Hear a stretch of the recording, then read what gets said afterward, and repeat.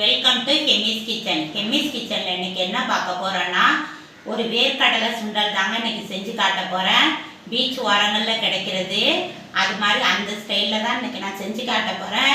Evening குழந்தைங்க வந்தோடனே செஞ்சு கொடுக்கறதுக்கு அது ஒரு சுலபமாக சீக்கிரம் டக்குன்னு செஞ்சிடலாம்.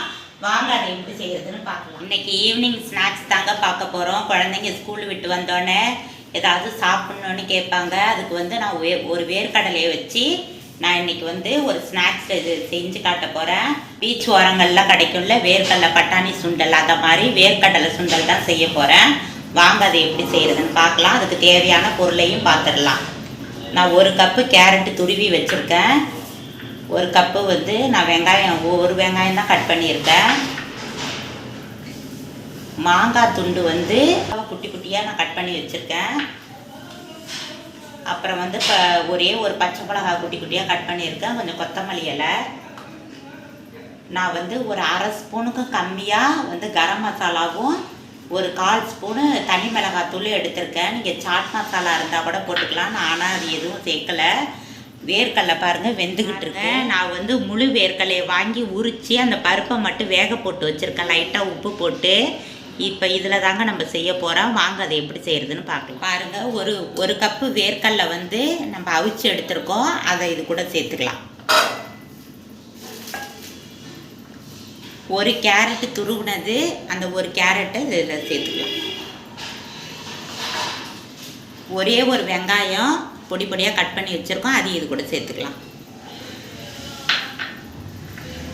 ஒரு அரை துண்டு மாங்காய் குட்டி குட்டியாக கட் பண்ணி வச்சுருக்கேன். நீங்கள் நீல வாக்கில் கூட சீவி போட்டுக்கலாம், அதையும் இது கூட சேர்த்துக்கலாம்.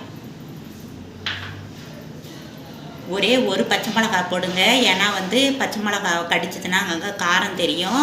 அதனால் ஒரே ஒரு ஃப்ளேவருக்காக தான் போட்டிருக்கேன். கொத்தமல்லி இலை கொஞ்சம் போட்டிருக்கேன், அவ்வளோதான். இதையும் சேர்த்துக்கலாம்.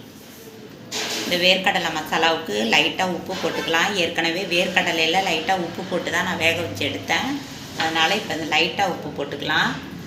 கரம் மசாலா தூள் அரை ஸ்பூனும் 1/4 ஸ்பூன் மிளகாத்தூளும் வச்சுருக்கிறேன். உங்கள் காரத்துக்கு ஏற்ப நீங்கள் கூட குறைச்சா போட்டுக்கோங்க. சாட் மசாலா இருந்தால் கூட போட்டுக்கோங்க. லைட்டாக நான் லெமன் எடுத்து வச்சுருக்கேன், 1/4 லெமனை. அதை லைட்டாக புளிஞ்சிக்கலாம். இந்த புளிப்பு சுவை நல்லா இருக்குங்க. உங்களுக்கு தேவைப்பட்டால் புளிஞ்சுக்கோங்க. போட்டு எல்லாத்தையும் மிக்ஸ் பண்ணுங்கள். பாருங்கள், இந்த அளவுக்கு நல்லா மிக்ஸ் பண்ணிட்டோம்.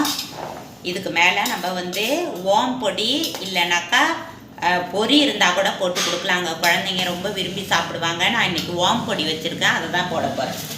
ஓம பொடி அது தாங்க எடுத்து வச்சுருக்கேன். அது ஒரு அரை கப்பு எடுத்து வச்சுருக்கேன். அதையும் நம்ம இது கூட போட்டு மிக்ஸ் பண்ணி குழந்தைங்களுக்கு கொடுத்தா ரொம்ப விரும்பி சாப்பிடுவாங்கங்க.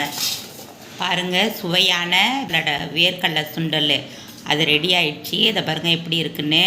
டேஸ்ட் அவ்வளோ சூப்பராக இருக்குங்க. சாயந்தரத்தில் குழந்தைங்க வீட்டுக்கு வந்த உடனே இது மாதிரி செஞ்சு கொடுங்க. இனிமேல் வேர்க்கடலை சீசன் தான், அதனால் நல்லா விரும்பி சாப்பிடுவாங்க. இது மாதிரி செஞ்சு கொடுத்தாக்கா. பிடிச்சிருந்ததுன்னா நம்ம சேனலுக்கு லைக் பண்ணுங்கள், ஷேர் பண்ணுங்கள், கமெண்ட் பண்ணுங்கள். மறக்காமல் சப்ஸ்கிரைப் பண்ண மறந்துடாதீங்க. பக்கத்தில் இருக்கிற பெல் பட்டனையும் கிளிக் பண்ணிவிடுங்க. தேங்க்யூ.